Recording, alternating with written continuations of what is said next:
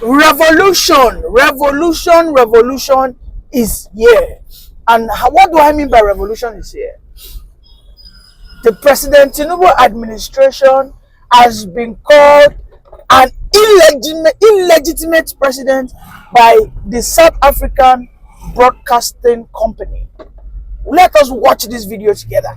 And unfortunately, you have the chair currently, it's Nigeria, and the president of Nigeria. You know, he's also facing a lot of pressure in his country in terms of how the election panned out, in terms of the results. Some questioning the credibility of the elections. He issued a strong statement yesterday, but already when you read the reaction to that statement, people were already saying, you yourself, you are not legitimate. And therefore, this time around, ECOWAS is not as strong as the ECOWAS that we are used to. You'd recall when there were challenges in the region previously, they were quick to react and to respond. And there was that credibility because those who were speaking at that time, who were leading the regional body, had credibility. But right now, it's on a very shaky ground. You can see that Tinubu has been the most notorious, the most unpopular president in Nigeria and outside Nigeria. This is why Tinubu in the past 2 years now has not been able to attract investment. The foreign people are seeing how Tinubu is doing everything to subdue, to suppress the voices of the Nigerians who are suffering massively. The Nigerians are suffering on a large scale. We are suffering. A young girl came out. She came out to just speak her voice. Yes, she is saving, but she made her recording not putting on an NYSC clothing. She wasn't putting on the official regalia. She was putting on her normal casual clothes, and she has every right as a civilian to come out and lodge a complaint that, listen, guys, Tinubu is a terrible president. Guess what Tinubu ordered the NYSC Director General to do? Now they have silenced that girl. They have taken actions to extend her service for additional 3 months, or should I say 14 days. They have also taken action to pay her half salary. Revolution is here. Now the Nigerian youth have now attacked the NYSC on a large scale. For 30 days, there will be a constant attack on the NYSC. There will be a constant attack on Tinubu. There will be a constant attack on the Nigerian government agencies that try to do anything to silence the voice of the suffering Nigerians. We cannot continue like this. When so many people say that Nigeria is not working, let us divide it. We are not in any way benefiting from this sham democracy, or should I say demonstration of grace.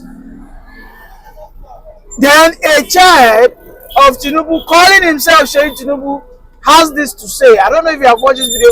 Let's watch the arrogance, okay, the narcissism of Sheikh Tinubu. Let's watch. Bola Ahmed Tinubu, the greatest president in the history of Nigeria. The only president that has carried young people along from when he was governor to when he became president. The only president that considered youth and student loans. The only president that's created a platform for young people to thrive. As you can see, Sheikh Tinubu is saying that his father has been the best president ever Nigeria has ever had. Hand goes soon touch all of life. With the psychophants who are in that room, not psychophants, let me call them psychopaths, who are in that room where Sheikh Tinubu was spewing that gibberish, those nonsense he was talking about, saying that his father is the first person to give the youth a chance. What chance has your father given any youth? He said, yes, my father has been the first one to give a loan. Nigerian students are not supposed to be getting loans. They are supposed to be getting grants. And then here's the best part. Here's the best part. Listen, he said, "My father has been the only president who has come out not to enrich his pocket." Man, I cannot laugh this alone. Your father, who became the president, all of a sudden bought a yacht for himself, $5 million. Instantly, he bought an Escalade of over 1 point something million dollars.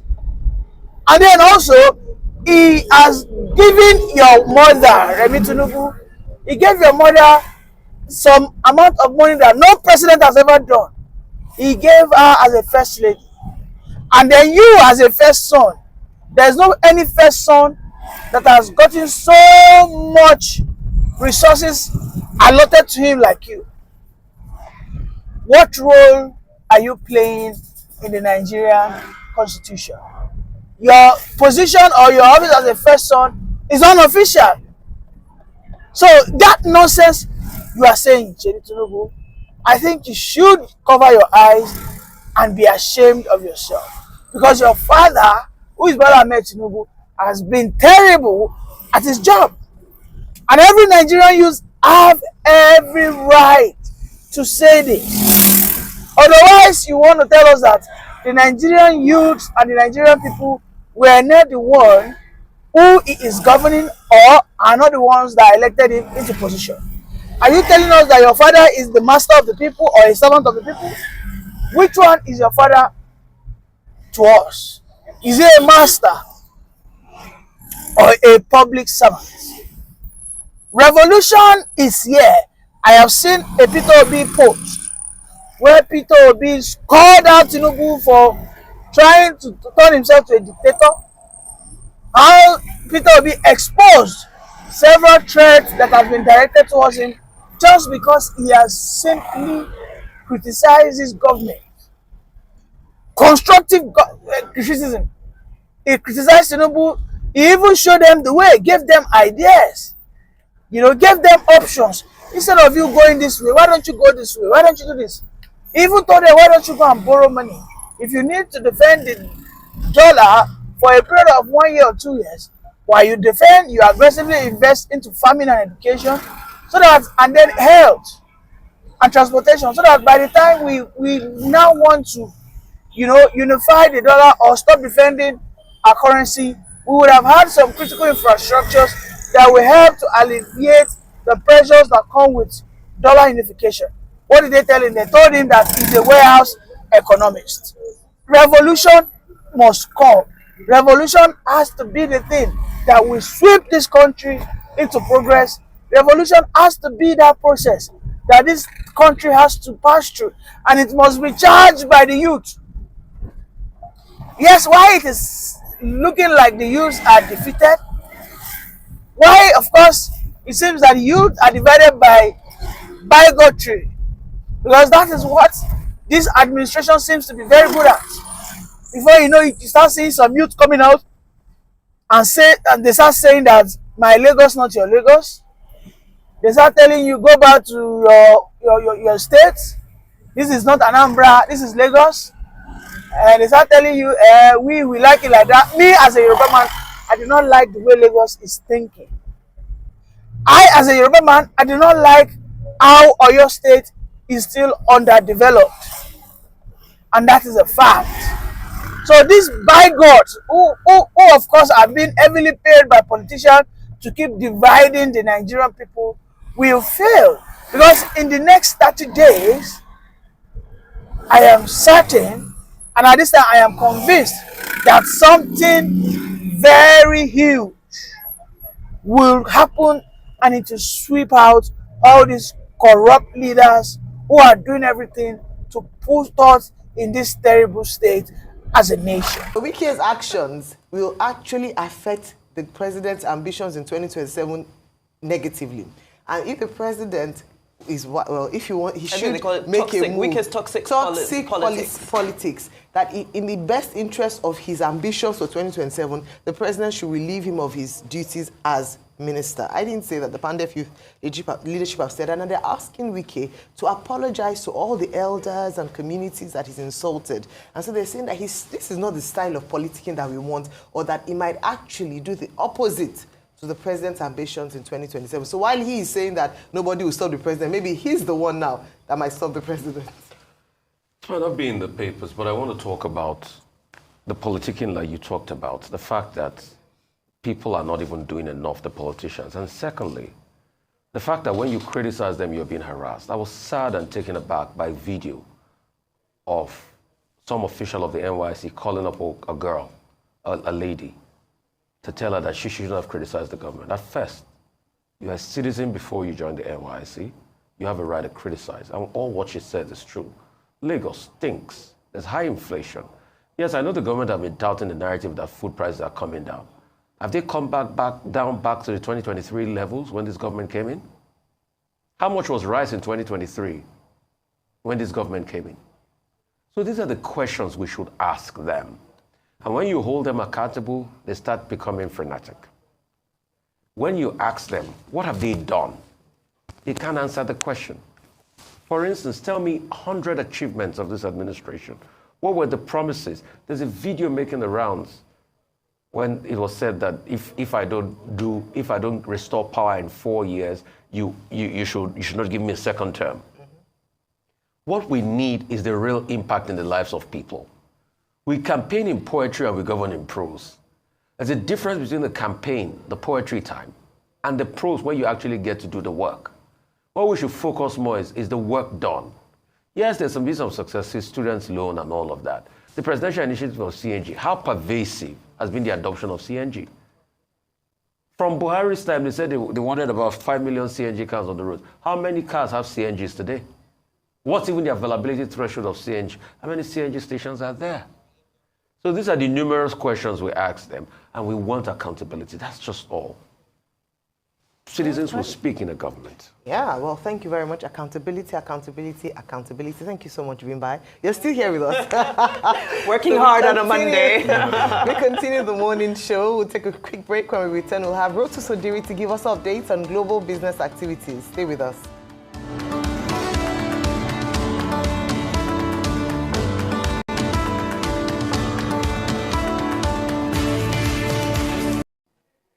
That's what a couple of former appeal court justices retired said against a Supreme Court judgment in Nigeria.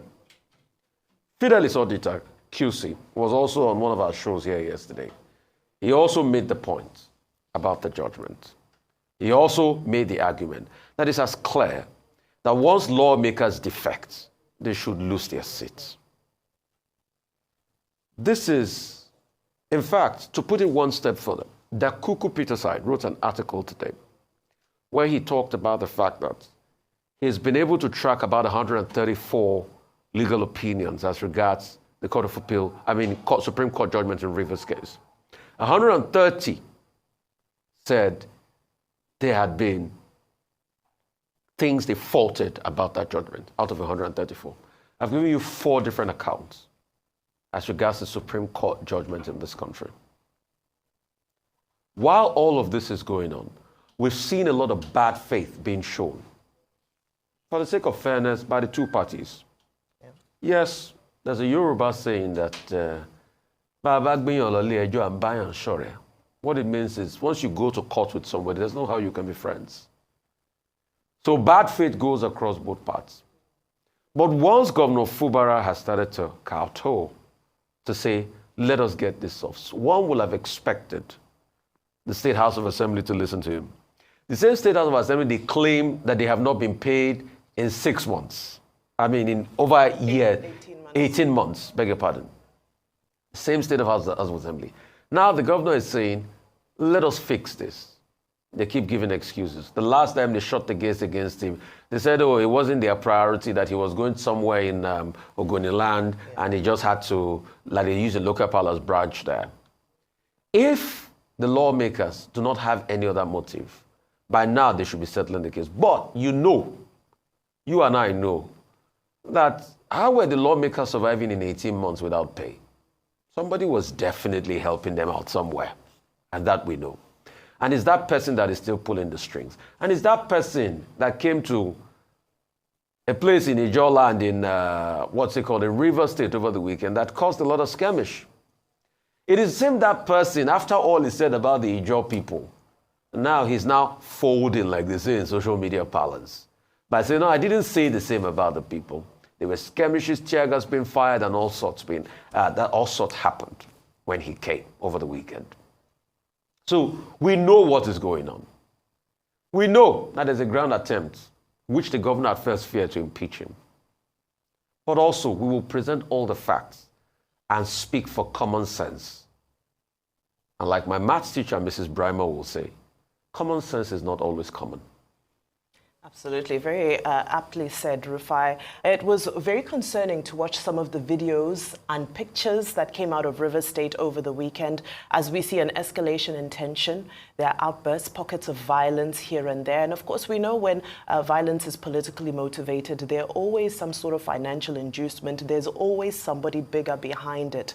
Now, for me, what this highlights is the fact that there is a crisis of leadership. There is a vacuum of leadership. Why do I say this? I say this because when we saw the crisis that rocked the Lagos State House of Assembly recently, yes, many things played out in the media and behind the scenes.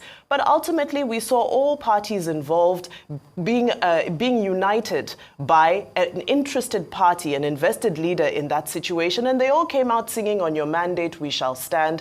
And things have tempered down.